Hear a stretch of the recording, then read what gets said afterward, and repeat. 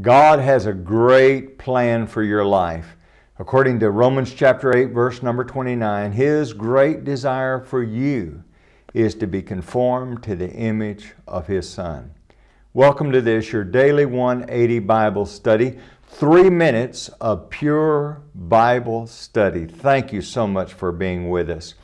For the next couple of weeks, we're going to be talking about Jesus the man. How exciting to be able to focus on Him and to realize that I can glean things from His life that will help me be more like Him.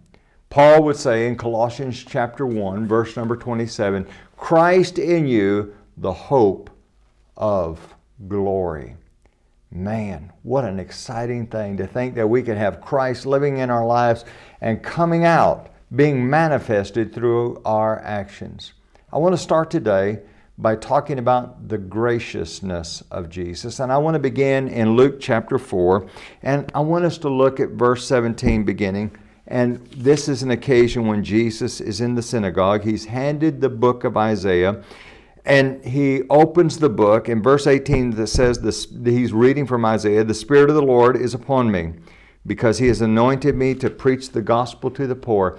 He has sent me to heal the brokenhearted, to proclaim liberty to the captives and recovery of sight to the blind, to set at liberty those who are oppressed, to proclaim the acceptable year of the Lord." Then he closed the book and gave it back to the attendant and sat down. And the eyes of all who were in the synagogue were fixed on him, and he began to say to them, "Today this scripture is fulfilled in your hearing." Now listen closely. "So all bore witness to him and marveled," now get this, "and marveled at the gracious words which proceeded out of his mouth. And they said, 'Is this not Joseph's son?'"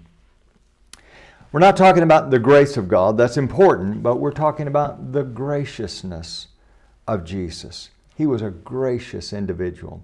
Now, I don't know a period of time in history when people don't need to be surrounded by gracious people. I don't know a time in history when a child of God doesn't need to be a gracious person. How are we going to do that? Well, we need to look at Jesus. We need to focus on Jesus, and we need to pattern our lives after Him. We're going to begin this study talking about how Jesus was gracious, and let's make application to ourselves as well. Join us again tomorrow.